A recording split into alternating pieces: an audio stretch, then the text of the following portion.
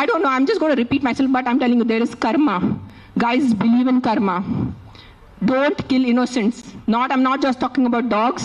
Any innocent life. ఆ మనుషులున్నా, కుక్క ఉన్నా, లేదంటే ఒక గోట్ ఉన్నా, ఒక ఆవు ఉన్నా. ఇక్కడ వీళ్ళు అందరూ ఆవు గోమాత గోమాత గోమాత చేస్తున్నారు. నేను కాశీలో చూశాను. నైట్ 11 o'clock ఒక బ్లాక్ కలర్ ఆవు ఇంత ప్లాస్టిక్ బ్యాగ్ తింటుంది. దాంట్లో తిండి ఉంది.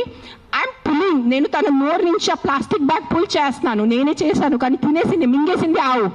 అప్పుడు ఏమైంది మీ గోమాత? మీ రివర్స్ చూడండి, ఆ గంగా రివర్ చూడండి, గంగా తల్లి అంటారు.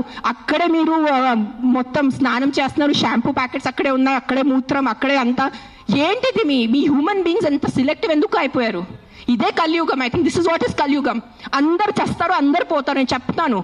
కానీ ఈ రోజు today all the human beings who have some conscience and some thought of God, ఎంత కొంత మీకు భయం భక్తి ఉంటే ఈ రోజు మీరు మీ నోరు తెరిచి మాట్లాడలేరంటే ఆ భగవంతుడు మీకు క్షమించదు. నేను నా మాటిస్తున్నాను ఈరోజు.